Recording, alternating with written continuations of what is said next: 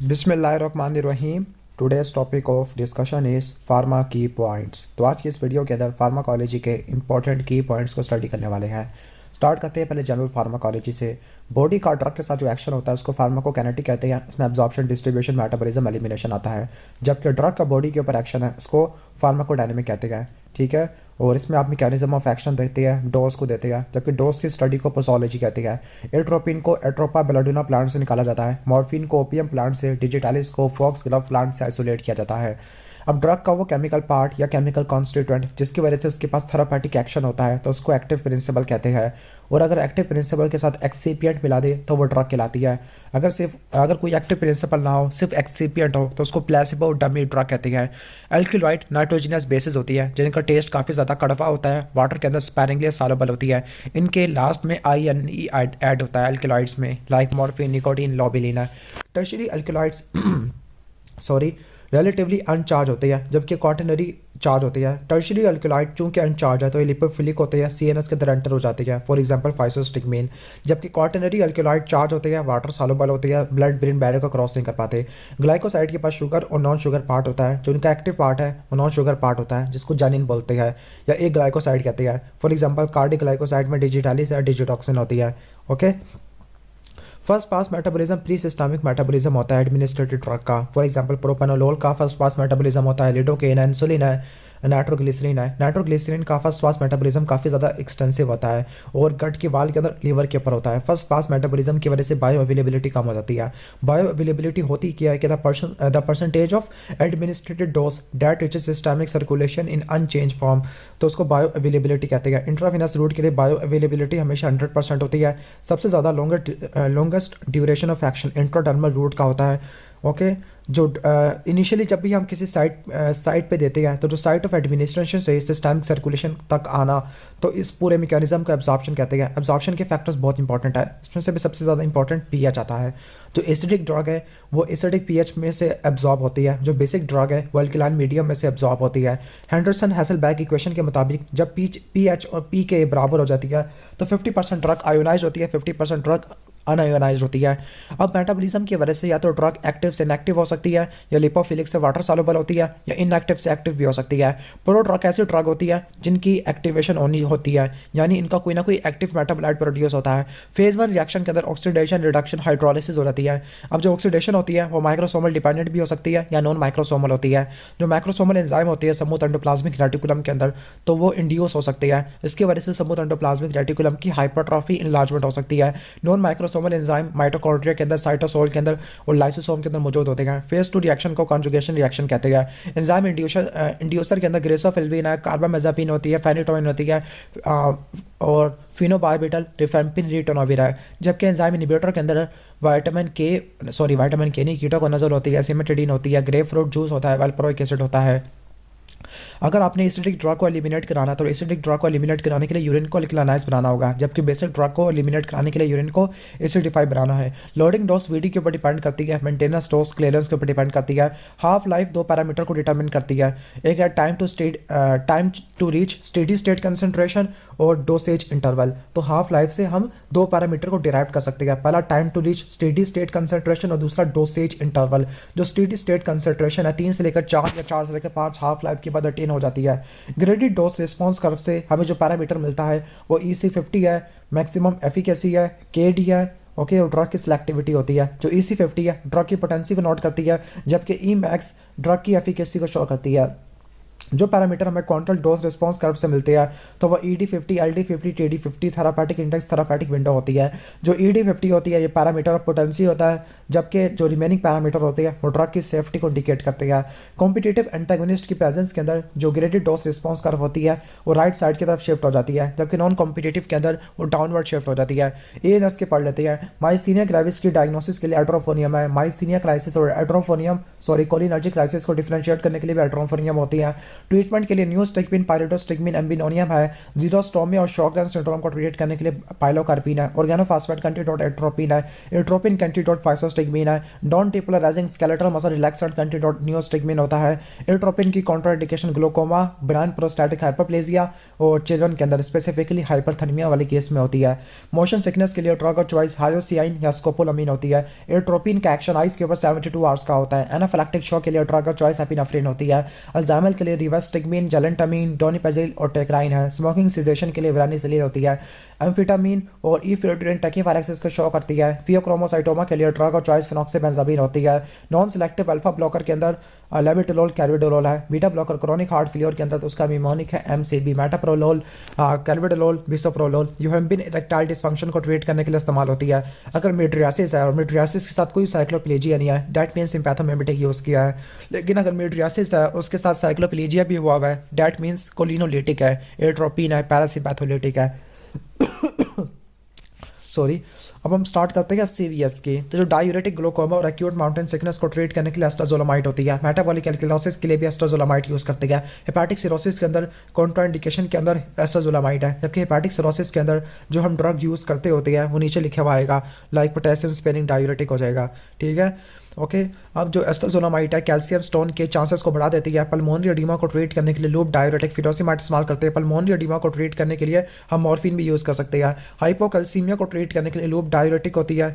Okay, hypocalcaemia को treat करने के लिए हाइपर होना चाहिए था, यहाँ पे हाइपो लिखा हुआ है। अब सारी लूप डायूरेटिक सल्फोनामाइड होती है सिवाय थाइक्लेनिक एसिड के। लूप डायूरेटिक को एमाइनो ग्लाइकोसाइड के साथ नहीं देते क्योंकि ऑटोटॉक्सिसिटी हो जाती है। ओके, लूप डायूरेटिक डाइजोक्सिन के साथ कॉन्ट्राइंडिकेटेड होती है। ओके, क्योंकि दोनों के क्योंकि जो लूप डायूरेटिक और थायोजाइड क्या करवा सकती है, हाइपोकलीमिया करवा सकती है। जो थायोजाइड डायूरेटिक है इडियोपैथिक हाइपरकैल्सीयूरिया को ट्रीट करने के लिए इस्तेमाल करते हैं। गाउट के अंदर डायूरेटिक जो कॉन्ट्राइंडिकेटेड होती है वो थायोजाइड होती है। थायोजाइड को डाइजोक्सिन के साथ इसलिए नहीं लेते क्योंकि थायोजाइड की वजह से हाइपोकलीमिया हो जाएगा। अब हेपेटिक सिरोसिस के अंदर स्पाइनोलैक्टोन यूज कर सकते हैं। गायनेकोमास्टिया और एंड्रोजेनिक डिसऑर्डर स्पाइनोलैक्टोन की वजह से होते हैं। एस इनहिबिटर और एआरबीएस के साथ आपने पोटेशियम स्पेरिंग डायूरेटिक नहीं लेनी होती। इंट्राक्रेनियल प्रेशर बढ़ा हुआ है या इंट्राक्रेनियल हेमरेज है तो जो डायूरेटिक यूज होती है वो मैनिटोल होती है। हेड इंजरी के अंदर कॉन्ट्राइंडिकेशन के अंदर मॉर्फिन आती है। हाई यूरिन फ्लो रिक्वायर्ड होता है मैनिटोल के लिए। प्रेगनेंसी मॉडरेट हाइपरटेंशन है तो इसको मिथाइल डोपा है, लेकिन प्रेगनेंसी में हाइपरटेंसिव इमरजेंसी है तो उसको ट्रीट करने के लिए हाइड्रोलाजीना। हाइपरटेंसिव प्रेगनेंसी के अंदर हाइपरटेंसिव इमरजेंसी के अंदर लाट्रोपोरोसाइड, आइजोक्साइड और फिनोल्डोपाम आ जाएगा। डायबिटीज और हाइपरटेंशन है तो उसको ट्रीट करने के लिए एस इनहिबिटर या एआरबीएस होती है। एस इनहिबिटर की क्या कॉन्ट्राइंडिकेशन होती है? पहला प्रेगनेंसी है, दूसरा रीनल आर्टरी स्टेनोसिस होती है, रीनल वास्कुलर डिजीज, और चौथा पोटेशियम स्पेरिंग डायूरेटिक होती है। ओके, तो एस इनहिबिटर के साथ पोटेशियम स्पेरिंग डायूरेटिक नहीं लेनी होती। आगे हाइड्रोलेजिन, प्रोकेनामाइड, आइसोनियाजाइड और सल्फोनामाइड इंक्लूडिंग डेप्सोन, इनकी वजह से ल्यूपस सिंड्रोम हो सकता है। Hirsutism okay, male pattern baldness को ट्रीट करने के लिए इस्तेमाल होता है तो वो मिनोक्सिडिल होती है। नाइट्रोप्रोसाइड और नाइट्राइड साइनाइड की पॉइजनिंग करवा देती है। नहीं, नाइट्राइड्स तो यूज़ होती है। अच्छा, वेजोस्पास्टिक एंजाइना के अंदर बीटा ब्लॉकर कॉन्ट्राइंडिकेटेड होती है। ऑक्सीजन कंजम्पशन को डिटरमिन करने वाला सबसे important factor myocardial fibre tension होता है। बार्डिनस को ट्रीट करने वाला मिनोक्सिडिल है। कौन से ड्रग मोर्टेलिटी रेट को कम कर देती है द हार्ट फेलियर, तो वो डाइजोक्सिन होती है। ओके, ठीक है, मोर्टेलिटी रेट को कम नहीं करती, बाकी ड्रग कम कर देती है। For example ACE inhibitor, aldosterone वाली ड्रग होती है। डाइजोक्सिन के साथ आपने क्विनिडीन, विरापेमिल, एमिल्ट्रियोन, लोब डायूरेटिक, थायोजाइड को नहीं लेना। अब डायूरेटिक को हम डाइजोक्सिन के साथ क्यों नहीं लेते? क्योंकि लोब डायूरेटिक, थायोजाइड डायूरेटिक हाइपोकलीमिया करवा देती है। ओके, तो हाइपोकलीमिया, हाइपोमैग्नीसीमिया, हाइपरकैल्सीमिया थायोजाइड की डाइजोक्सिन की टॉक्सिसिटी को बढ़ा देती है। डाइजोक्सिन इंड्यूस एरिथमिया किस वजह से होती है? कैल्शियम ओवरलोड की वजह से होती है। उसको ट्रीट करने के लिए लिडोकेन और फेनेटोइन लेते हैं। डाइजोक्सिन की क्रॉनिक पॉइजनिंग है तो आपने इलेक्ट्रोलाइट इंप्रूवमेंट करनी है, स्पेसिफिकली पोटेशियम की। एक्यूट डाइजोक्सिन पॉइजनिंग है, सीवियर है, तब आपने डिजिबाइड यूज़ करनी है। डाइजोक्सिन पीआर इंटरवल को बढ़ा देती है ईसीजी के ऊपर। Beta blocker acute heart failure के अंदर कॉन्ट्राइंडिकेटेड होती है। कैल्शियम चैनल ब्लॉकर एक्यूट और क्रॉनिक दोनों के अंदर कॉन्ट्राइंडिकेटेड होती है। अब कैल्शियम चैनल ब्लॉकर जो कि हेमरेजिक स्ट्रोक के अंदर यूज़ होता है तो वो निमोडिपिन होता है। ओके, सब अरेकनाइट हेमरेजेस वगैरह के अंदर भी इस्तेमाल होता है। एंटी अरिथमिक ड्रग जो थ्रोम्बोसाइटोपिनिया और सिंकोनिज्म करवाती है तो वह क्विनिडीन होती है। क्विनिडीन क्यूट इंटरवल को बढ़ा देती है। कौन सी एंटी अरिथमिक एसएलई करवाती है? तो वो प्रोकेनामाइड होती है। वेंट्रिकुलर एरिथमिया के लिए लिडोकेन होती है। पोस्ट एमआई वेंट्रिकुलर एरिथमिया है, पोस्ट एमआई वेंट्रिकुलर एरिथमिया को ट्रीट करने के लिए लिडोकेन होती है। आगे एमआई के बाद यानी एमआई के बाद जो एरिथमिया है उसकी प्रोफाइलेक्सिस के लिए बीटा ब्लॉकर होती है, ठीक है। ओके, प्रोफाइलेक्सिस के लिए बीटा ब्लॉकर, जबकि ट्रीटमेंट के लिए लिडोकेन होती है। ओके, जो एस्मोलोल होती है वो यूज़ नहीं कर सकते। एंटी रेथमिक जो कि रिफ्रैक्टरी एरिथमिया के लिए तो इमिड्रोन होती है। ड्रग थायराइड एब्नॉर्मेलिटी और कॉर्नियल डेपोजिशन पल्मोनी फिब्रोसिस इमिड्रोन की वजह से होती है। एवी नोडल एरिथमिया के लिए drug of choice calcium channel blocker होती है। सुप्रावेंटिकुलर एरिथमिया के लिए एडिनोसिन और कैल्शियम चैनल ब्लॉकर होती है। लेकिन पैरोक्सिमल सुप्रावेंटिकुलर टैकीकार्डिया के लिए एडिनोसिन होती है। अगर वो ऑप्शन के अंदर नहीं होगा तो आपने एस्मोलोल को सिलेक्ट करना है। एक्यूट सुप्रावेंटिकुलर एरिथमिया को ट्रीट करने के लिए एडिनोसिन और एस्मोलोल यूज़ कर सकते हैं, ठीक है। ओके, यानी एक्यूट सुप्रावेंटिकुलर एरिथमिया और paroxysmal supraventricular tachycardia. Atrial fibrillation of flutter के अंदर डाइडोक्सिन है, ज़ेंथोप्सिया और येलो वीएन डाइडोक्सिन की वजह से होती है। ब्लड के अंदर देख लेते हैं, अगर एलडीएल को सिर्फ बढ़ाना है तो स्टैटिन यूज़ करेंगे। टैग अगर बढ़ा हुआ है, यानी अगर एलडीएल से बढ़ा हुआ है तो सिर्फ स्टैटिन यूज़ करेंगे। अगर टैग बढ़ा हुआ तो फाइब्रेट।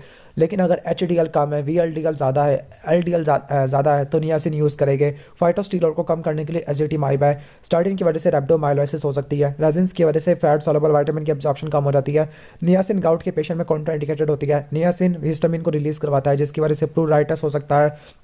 नियासिन फ्लश हो सकता है और इसके अलावा हाइपरग्लाइसीमिया भी करवा सकता है। फाइब्रेट गालस्टोन करवाते हैं। हेपरिन एंटीथ्रोमिन 3 को एक्टिवेट करता है जो कि इमरजेंसी के अंदर इसका फास्ट ऑनसेट है। इंट्रामस्कुलर नहीं देते क्योंकि हीमाटोमा हो सकता है। ओके, तो जो हेपरिन को मॉनिटर करने के लिए एक्टिवेटेड पार्शियल थ्रोम्बस प्लास्टिन टाइम है। एंटीडोट प्रोटामिन सल्फेट होता है, केमिकल एंटागोनिज्म है। प्रेगनेंसी के अंदर हेपरिन सेफ होती है लेकिन वारफिन टेराटोजेनिक होती है। वारफिन को क्रॉनिक यूज़ के लिए, ओके, तो जो ओरल रूट के लिए देते हैं वारफिन को इनहिबिट करती है विटामिन के एपॉक्साइड रिडक्टेज को मॉनिटर करने के लिए प्रोथ्रोम्बिन टाइम होता है। क्रॉनिक विटामिन के की क्रॉनिक वारफिन पॉइजनिंग के लिए विटामिन के है, लेकिन एक्यूट के लिए फ्रेश फ्रोजन प्लाज्मा यूज़ करते हैं। हेपरिन इंड्यूस थ्रोम्बोसाइटोपेनिया है तब हम डेबिगेट्रॉन यूज़ करते हैं। पार एंटीरल एंटीकोगुलेंट तो हेपरिन है और oral direct thrombin inhibitor for example dabigatran होती है, तो ये पार एंटीरल एंटीकोगुलेंट वगैरह, ठीक है। तो हेपरिन या वारफरिन की वजह से ब्लीडिंग काफ़ी ज़्यादा हो सकती है। जो प्लेटलेट एग्रीगेशन इनहिबिटर होती है आर्टिरल थ्रोम्बाई के लिए मेनली होती है। डाइसोपरामाइड की वजह से क्रोनरी स्टील सिंड्रोम हो सकता है। F6 तमाम मोनोक्लोनल एंटीबॉडी है। GP2B और 3A रिसेप्टर को इरिवर्सिबली ब्लॉक कर देती है। स्ट्रेप्टोकाइनेस की वजह से हाइपर सेंसिटिविटी रिएक्शन होगा और स्ट्रेप्टोकाइनेस को 3 से लेकर 6 घंटे के अंदर ही आपने इस्तेमाल कर देना है। इसके बाद CNS है। CNS के अंदर जो स्पाइनल कॉर्टेक्स का इनहिबिटरी न्यूरोट्रांसमीटर ग्लाइसिन होता है, इसका एंटागोनिस्ट नाम स्ट्राइचिन है। ओके, जो मेन एक्साइटेटरी न्यूरोट्रांसमीटर ग्लूटामेट अस्पार्टेट है, NMDA रिसेप्टर पर जाके बाइंड करता है। बेंजोडाइज़ेपिन क्लोराइड चैनल ओपनिंग की फ्रीक्वेंसी को बढ़ा देती है। बारबिचुलर ड्यूरेशन को बढ़ा देती है। जितना डोज रिस्पॉन्स का स्टीपर होगा उतना ड्रग की सेफ्टी कम होती है और जितना स्टीप नहीं होगा उतना ज़्यादा ड्रग सेफ होती है। बेंजोडाइज़ेपिन का डोज रिस्पॉन्स का लेस स्टीपर होता है, डेट मीन बेंजोडाइज़ेपिन ज़्यादा सेफर है। बेंजोडाइज़ेपिन के लिए एंटीडोट फ्लोमाजेनिल होता है। बारबिचुलेट की वजह से पोरफायरिया हो सकता है। Buspirone serotonin type 1A partial agonist है। जनरलाइज एंजाइटी डिसऑर्डर को ट्रीट करने के लिए इस्तेमाल करते हैं। जनरलाइज एंजाइटी डिसऑर्डर के लिए ड्रग और चॉइस SSRI होती है लेकिन वो क्रॉनिक लेवल के लिए होती है।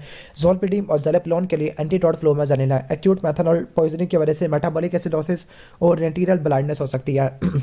इथाइलिन ग्लाइकोल से ऑक्सैलिक एसिड बनता है जो कि नेफ्रोटॉक्सिक होता है। मेथनॉल और इथाइलिन ग्लाइकोल के लिए हम क्या यूज़ कर सकते हैं, हम एथेनॉल यूज़ कर सकते हैं या फिर फेर्मोपेजोल यूज़ कर सकते हैं। यहाँ पे मेथनॉल लिखा हुआ है, इसको ठीक कर लेना। एक्यूट एथेनॉल पॉइजनिंग है तब आपने इलेक्ट्रोलाइट बैलेंस को मेंटेन करना है। इंट्रावेनस डेक्सट्रोज देना है, विटामिन B1 देना है। कोर्साकॉफ सिंड्रोम है, उसको प्रिवेंट करने के लिए थायमिन देना है। एथेनॉल विड्रॉल तो सिम्टम को ट्रीट करने के लिए वही इलेक्ट्रोलाइट इम्बैलेंस को करेक्ट करना है। इंट्रावेनस डेक्सट्रोज देना है, डायज़ेपाम अप्लाई करनी है और मेथाडोन अप्लाई करना है। ओके, आगे क्रोनिक एथेनॉल डिपेंडेंस है तो उसको ट्रीट करने के लिए कैम्प्रोसेट नाल्ट्रोक्सोन और डाइसल्फिराम देते हैं। जब डाइसल्फिराम देते हैं और एथेनॉल देते हैं तो severe headache, nausea, vomiting, hypotension हो सकती है। डाइसल्फिराम लाइक रिएक्शन या इफेक्ट मेट्रोनिडाजोल के रेसोफिलिविन सिफोटिटान सेफेराजोन से देखने को मिलता है। पार्शियल या जनरलाइज टोनिक क्लोनिक सीजर है जिसको ग्रैंड माल एपिलेप्सी कहते हैं, तो उसके लिए ड्रग और चॉइस कार्बामेज़ापिन या फेनिटोइन होती है। वैसे वेलप्रोइक एसिड हम तमाम सीजर के अंदर हम यूज़ कर सकते हैं, लेकिन जनरलाइज टोनिक क्लोनिक और पार्शियल सीजर के लिए हम कार्बामेज़ापिन और फेनिटोइन को ज़्यादा प्रेफर करेंगे। इसके बाद नेक्स्ट है एब्सेंट सीजर के लिए या पैट्रिक स्मार्ट सीजर के लिए ड्रग ऑफ चॉइस इथोसुक्सामाइड होती है। मायोक्लोनिक सीजर के लिए वेलप्रोइक एसिड होती है। नोक्टर्नल एन्यूरिसिस को ट्रीट करने के लिए इमापेरामिन होती है और एन्यूरिसिस के लिए एक और ड्रग भी होती है इफिल्ट्रिन, आपने सुना होगा, ठीक है। फेब्राइल सीजर है तो उसको ट्रीट करने के लिए डायज़ेपाम होती है। स्टेटस एपिलेप्टिकस के लिए डायज़ेपाम फोस्फेनिटोइन होती है। जिंजिवल हाइपरप्लेजिया फेनिटोइन की वजह से होता है। ट्राइजेमिनल न्यूरालजिया के लिए ड्रग ऑफ चॉइस कार्बामेज़ापिन होती है। गाबापेंटिन पोस्ट हर्पेटिक न्यूरालजिया को ट्रीट करने के लिए इस्तेमाल करते हैं। जो MAC वैल्यू है पोटेंसी को शो करती है, जिनका MAC वैल्यू ज़्यादा होगी पोटेंसी रिलेटिवली कम होती है। फॉर एग्जांपल नाइट्रस ऑक्साइड, जिनके MAC वैल्यू कम होती है तो वो ज़्यादा पोटेंट होती है। For example हैलोथेन। Blood gas partition coefficient, ये इनके रेट ऑफ ऑनसेट और रिकवरी को बताता है। रिलेटिवली जिसका कोफिशिएंट कम होगा उसका फास्टर ऑनसेट और रिकवरी होगी। हैलोथेन की वैल्यू सबसे ज़्यादा होती है और नाइट्रस ऑक्साइड की सबसे कम पार्टीशन कोफिशिएंट है। That is why nitrous oxide का ऑनसेट और रिकवरी दोनों फास्ट होता है। अब good analgesic but poor anaesthetic है तो वो नाइट्रस ऑक्साइड होती है। हैलोथेन की वजह से हेपेटाइटिस और मैलिग्नेंट हाइपरथर्मिया हो सकता है। डसफ्लोरिन ब्रोंको कंस्ट्रक्शन करवा देती है। गुड एनेस्थेटिक बट एनेस्थेटिक अच्छी है लेकिन एनाल्जेसिक पुअर है, ठीक है, तो वह थायोपेंटेन होती है। ओके, इसके बाद जो थायोपेंटल का एक्शन फिनिश होता है रीडिस्ट्रीब्यूशन फिनोमिना की वजह से। केटामीन डिसोसिएटिव एनेस्थीसिया कराती है, NMDA रिसेप्टर को ब्लॉक कर देती है, लेकिन रिकवरी फेज के अंदर हेलोसिनेशन करवा सकती है, मायोकार्डियम को सेंसिटाइज कर सकती है। तो कैटिकोलामीन।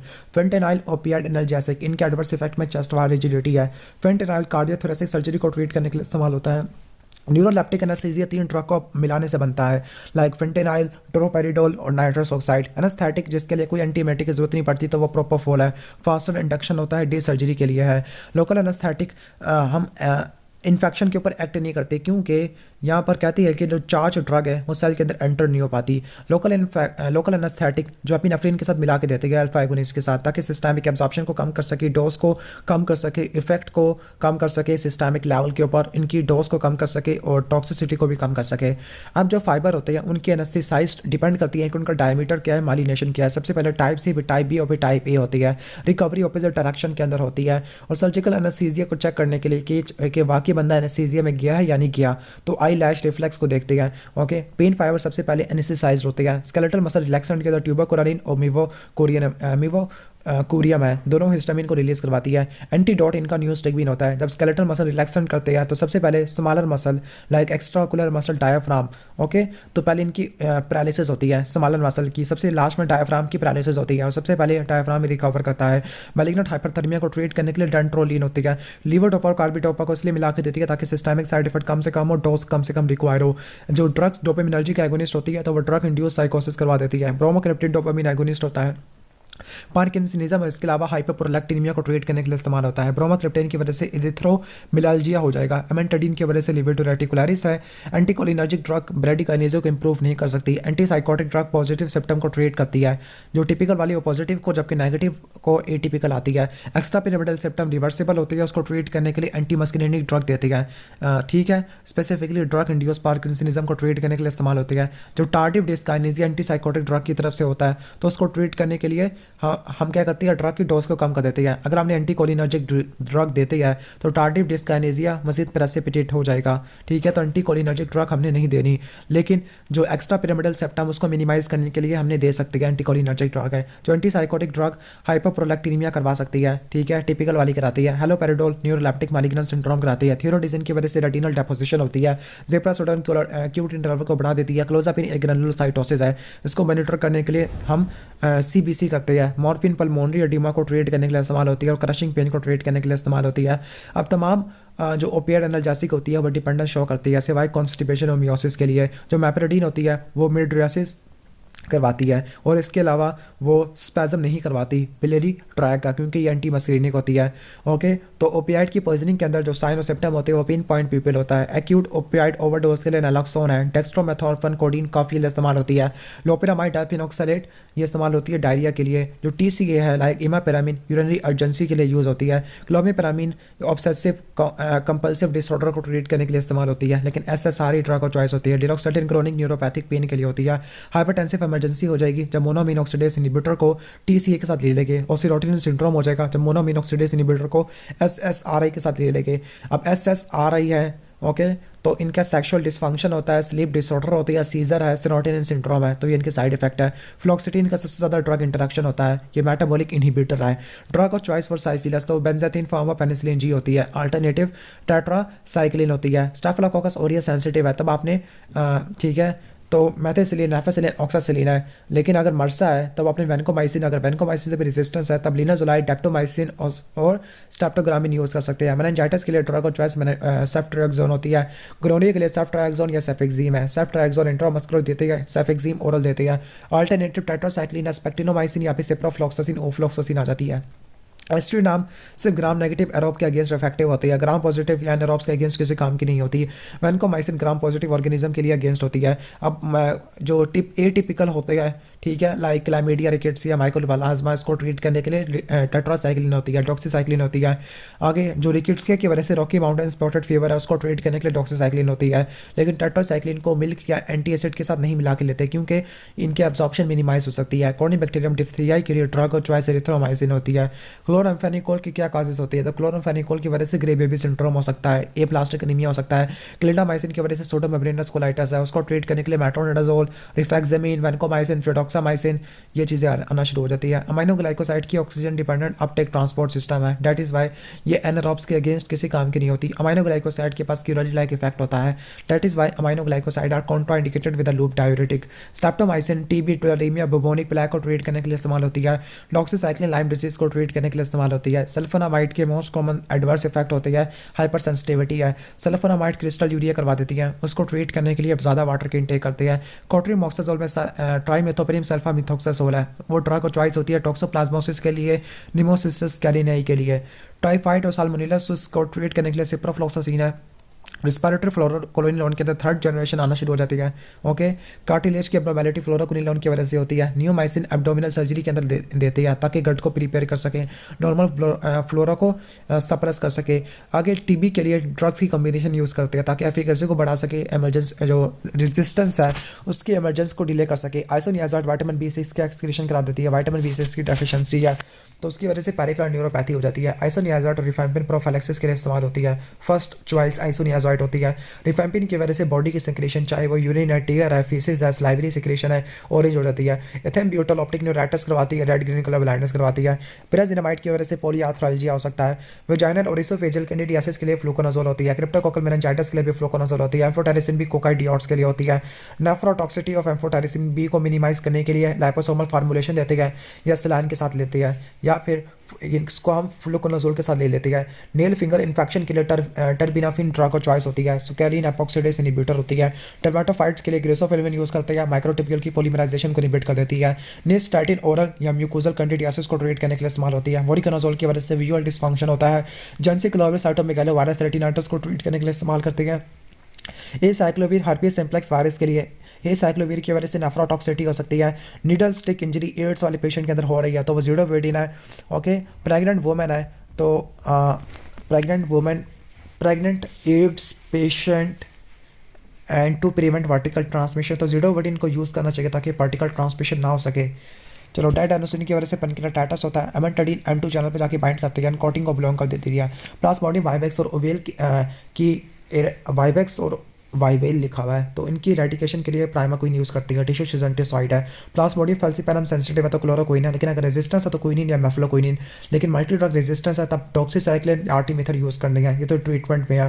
प्रोफाइलेक्सिस के लिए क्लोरोक्विन, फिर मेफ्लोक्विन है, फिर डॉक्सीसाइक्लिन यूज़ करने हैं, या फिर आर्टिमिथर प्रोफाइलेक्सिस के लिए इस्तेमाल नहीं करते क्योंकि शॉर्ट ड्यूरेशन होता है। और हेलोफेंट्रिन भी यूज़ नहीं कर सकते क्योंकि एक्यूट इंटरवल प्रोलोंगेशन होता है। ठीक है, okay. Black water fever cinchonism quinine की वजह से होती है। Giardiasis, amoebiasis, trichomoniasis, pseudomembranous colitis और एनारोबिक इन्फेक्शन के लिए मेट्रोनिडाजोल है।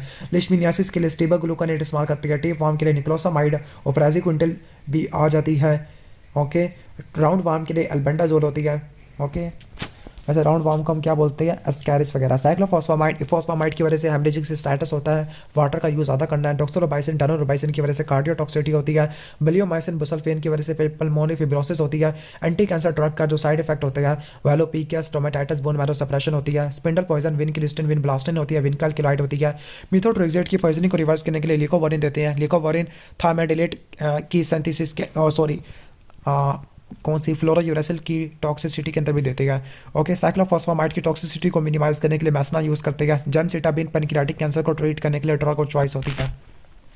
आगे टाइप 1 डायबिटीज़ मेलाइटस है तब आपने इंसुलिन यूज़ करनी है। टाइप 2 के लिए ओरल एंटी डायबिटिक ड्रग होती है। प्रेग्नेंट डायबिटिक पेशेंट आपने इंसुलिन देना है। इंसुलिन ग्लाइकिन की कोई पीक नहीं होती। ओके, इंसुलिन थेरेपी का मोस्ट कॉमन साइड इफेक्ट ये है कि हाइपोग्लाइसीमिया हो सकता है। ओबीस पेशेंट है, टाइप 2 डायबिटीज मेलाइटस है, तो ड्रग और चॉइस मेटफॉर्मिन होती है। मेटफॉर्मिन थाइजोलिडाइनिडायोन्स और alpha glucosidase inhibitor pre diabetes वाले पेशेंट के अंदर हम इस्तेमाल कर सकते हैं। जो मेटफॉर्मिन है रीनल कॉम्प्रोमाइज पेशेंट के अंदर नहीं दे सकते क्योंकि लैक्टिक एसिडोसिस हो जाएगा। आगे लिखा हुआ है कि जो ओरल एंटी डायबिटिक ड्रग होती है जिसके हाइपोग्लाइसीमिया ज़्यादा होता है, सीवियर होता है, तो वो सल्फोनाइल यूरिया ड्रग होती है। ओके ठीक है। फिर जो anti diabetic drug nuclear level पर जाके काम करते हैं तो वो थाइजोलिडाइनिडायोन्स होती है। इंसुलिन सेंसिटाइजर के अंदर बायोग्वानिट आ जाएगी और थाइजोलिडाइनिडायोन्स आ जाएगी। मेनली बायोग्वानिट ज़्यादा इंपॉर्टेंट होती है। डायबिटिक कीटोसिडोसिस की ट्रीटमेंट के अंदर इंट्रावीनस रेगुलर इंसुलिन आ जाएगा। ओके ठीक है। फिर antibiotic for the polycystic ovarian disease यानी इनफर्टिलिटी को ट्रीट करने के लिए हम मेटफॉर्मिन इस्तेमाल करते हैं। आगे ओरल एंटी डायबिटिक जो फ्लैचुलेंस और एब्डोमिनल डिस्कम्फर्ट कराती है तो वह कार्बोस मेग्लिटोल होती है। अगर एक कार्बोस दिया है तो इस केस में शुगर इफेक्टिव नहीं होती बल्कि मोनोसैकेराइड देनी है। शुगर का मतलब होता है सुक्रोज। ठीक है। अब जो आयोडाइड की अपटेक है उसको ब्लॉक करने वाली थायोसियानेट और परक्लोरेट होती है। परक्लोरेट की वजह से प्लास्टिक एनीमिया हो जाता है। बीटा ब्लॉकर की पॉइजनिंग को एंटीडोट के लिए ग्लूकागोन है। Anti thyroid drug chronic thyrotoxicosis के लिए थायोमाइड होती है। थायोमाइड प्रेगनेंसी के अंदर जो सेव होती है वो प्रोपाइल थायोइरासिल होती है। Anti thyroid drug acute thyrotoxicosis के अंदर जो सेव होती है ओके तो वो आयोडाइड प्रोपेनोलोल होती है। ऐसी ड्रग जो साइज ऑफ वेस्कुलरिटी को कम कर देती है ठीक है तो वो आयोडाइड होती है। Okay permanent cure of thyrotoxicosis without surgery तो वो रेडियोएक्टिव आयोडीन होती है। लियोप्रोलाइड को इनफर्टिलिटी को ट्रीट करने के लिए इस्तेमाल करती है जब परसेटाइल मैनर के अंदर देती है। जो बीटा एससीजी है वो एलएच जैसा काम करता है। पिट्यूटरी ट्यूमर के लिए ऑक्टीरोटाइड यूज करते हैं। मोस्ट पोटेंट कोर्टिकोस्टेरॉइड तो डेक्सामेथासोन है। रिप्लेसमेंट थेरेपी के लिए हम कोर्टिकोस्टेरॉइड और मिनरलोकॉर्टिकॉइड दोनों देती है। क्लोमिफिन फर्टिलिटी को प्रोमोट करने के लिए इस्तेमाल होती है। ब्रेस्ट कैंसर को ट्रीट करने के लिए टोमैक्सोफिन है। या ऑस्टियोपोरोसिस है पोस्ट मेनोपॉजल वुमेन के अंदर तो रिलैक्सोफिन इस्तेमाल करते हैं। डाइथाइलस्टल्बिस्टिरोल की वजह से विजाइनल एडिनोकार्सिनोमा हो सकता है। फिनास्टेराइड 5 अल्फा रिडक्टेस इनहिबिटर होती है। कीटोकोनाजोल स्टेरॉइड के सिंथेसिस को इनहिबिट कर देती है। बिसफॉस्फोनेट का कॉमन एडवर्स इफेक्ट ये है कि वो एसोफेजाइटिस करवा देती है। लॉन्ग टर्म कोर्टिकोस्टेरॉइड यूज करेंगे तो ऑस्टियोपोरोसिस हो जाएगा। ओके स्मूथ मसल है यानी अस्थमा के एक्यूट अटैक में शॉर्ट एक्टिंग बीटा 2 एगोनिस्ट देने इनहेलेशन रूट से और इनहेलेशन स्टेरॉइड भी दे सकते हैं। क्रोनिक अस्थमा में साल्मिटेरोल लाबा यूज करते हैं और इनहेलेशन स्टेरॉइड भी दे सकते हैं प्रोफाइलैक्सिस के लिए। Surface acting steroid like beclomethasone inhalation route से देते हैं।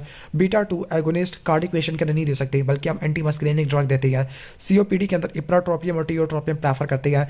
अगर अस्थमा का अटैक 3 दफा से ज्यादा है तब आपने इनहेलेशन स्टेरॉइड यूज करनी है। इनहेलेशन स्टेरॉइड ओरल कैंडिडियासिस करवा देते हैं। उसको ट्रीट करने के लिए क्लोट्रिमazole यूज करते हैं या फिर स्पेसर डिवाइस यूज करते हैं। स्पेसर डिवाइस है या वाटर को माउथ को रिंस करते हैं वाटर से। नॉक्टर्नल अस्थमा के लिए थियोफाइलिन होती है। स्टेटस अस्थमेटिकस को ट्रीट करने के लिए ऑक्सीजन मेंटेनेंस देंगे, वाइटल्स को मेंटेन करेंगे, बीटा 2 एगोनिस्ट देंगे इनहेलेशन पाथवे से और प्रेडिनिसोलोन दोगे ओके इंट्रावीनस। इसके बाद फूड एलर्जी या हे फीवर है तो इस केस में क्रोमाइलिन निडोक्रोमिल यूज़ करेंगे जो कि मास्ट सेल स्टेबलाइजर है। एक्सरसाइज इंड्यूस अस्थमा के अंदर प्रोफाइलाइसिस जिलियोटन और जाफिलोकास्ट मोंटिलोकास्ट होते हैं। जाफिलोकास्ट मोंटिलोकास्ट की वजह से चर्क स्ट्रा सिंड्रोम हो सकता है, ग्रैनुलोमेटस एंजाइटिस हो सकता है, जबकि जिलियोटन की वजह से लीवर एंजाइम ज़्यादा हो सकती है। एस्पिरिन अस्थमा को इंड्यूस कर सकता है क्योंकि रैकिडोनिक एसिड को लाइपोक्सिजिनेस पाथवे की तरफ शंट कर देगा। जो ओपियाइड एनाल्जेसिक है जो एंटीटोसिक की तरफ इस्तेमाल होती है तो वह कोडीन डेक्स्ट्रोमेथोर्फोन होते हैं। एंटी डायरियल के अंदर लोपरामाइड डाइफिनोक्सालेट है। आगे डाइफिनोक्सालेट को एट्रोपिन के साथ मिला के लेते हैं ताकि एब्यूज कम से कम हो। ट्रैवलर डायरिया को ट्रीट करने के लिए बिस्मत होती है। ट्रैवलर डायरिया के अंदर हम एक और ड्रग भी यूज़ कर सकते हैं, उसका नाम है रिफाब्यूटिन है रिफैक्सिमिन है, पता नहीं मुझे कंफर्म नहीं है। मेट्रोनिडाजोल सूडोमेब्रेनस कोलाइटिस को ट्रीट करने के लिए इस्तेमाल होती है। अब जीआईटी की तरफ आ जाते हैं तो एल्यूमिनियम हाइड्रोक्साइड ने कॉन्स्टिपेशन करानी है, मैग्नीशियम हाइड्रोक्साइड ने डायरिया करवाना है। तो इन दोनों को एक साथ इसलिए देती है ताकि एक दूसरे के इफेक्ट को न्यूट्रलाइज कर सके। हेलिकोबैक्टर पायलोरी की वजह से जो अल्सर होता है तो उसके लिए दो तरह की थेरापी होती है, ट्रिपल और क्वाड्रपल। ट्रिपल के अंदर क्लैरिथ्रोमाइसिन अमोक्सिलिन और पीपीआई यूज़ करते हैं। क्वाड्रपल के अंदर पीपीआई बिस्मथ सबसैलिसाइलेट है, मेट्रोनिडाजोल और टेट्रासाइक्लिन यूज़ करते हैं। आगे प्रोटॉन पंप इनहिबिटर जीआईटी से अब्जॉर्ब होती है और 24 आवर ड्यूरेशन के बाद ये अपना काम करती है। Hydrogen potassium counter ATPase pump को ब्लॉक कर देती है। मोस्ट इफेक्टिव ड्रग है ओके ठीक है। अगर पेशेंट को पेप्टिक अल्सर नहीं है तब आपने नॉन सेलेक्टिव एनसेड यूज़ नहीं करना, सिर्फ आपने CO-X2 इनहिबिटर यूज़ करने हैं लाइक सिलाकॉक्सिब और ट्रीटमेंट माइसोप्रोस्टोल है okay. Long standing diabetes patient है, ब्लॉटिंग है, डिस्टेंशन है, गैस्ट्रोपैरालिसिस है तो उसको ट्रीट करने के लिए मेटाक्लोप्रामाइड है। जो H2 ब्लॉकर के अंदर एंजाइम इनहिबिटर के अंदर सिमेटिडीन है। सिस्प्लास्टिन की वजह से वॉमिटिंग इंड्यूस होती है, उसको ट्रीट करने के लिए ओडेनसेट्रॉन है। पोर्टल हाइपरटेंशन के लिए प्रोफाइलैक्सिस होती है बीटा ब्लॉकर से।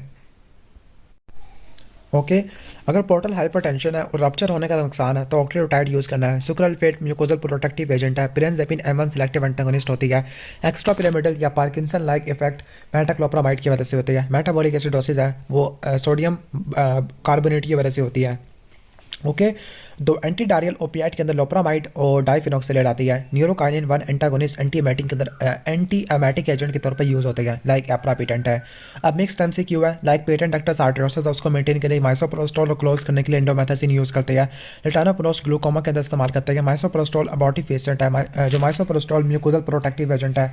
एल्सर की वजह से जो अल्सर होता है उसको ट्रीट करने के लिए इस्तेमाल करते हैं। कार्बोप्रोस्ट लेटानोप्रोस्ट प्रोस्टाग्लैंडिन PGF2 अल्फा होता है अबॉर्शन के लिए इस्तेमाल करते हैं। प्रोस्टासाइक्लिन पल्मोनरी हाइपरटेंशन को ट्रीट करने के लिए इस्तेमाल करते हैं और डायलिसिस के अंदर इस्तेमाल करते हैं ताकि प्लेटलेट की एग्रीगेशन को प्रिवेंट कर सके।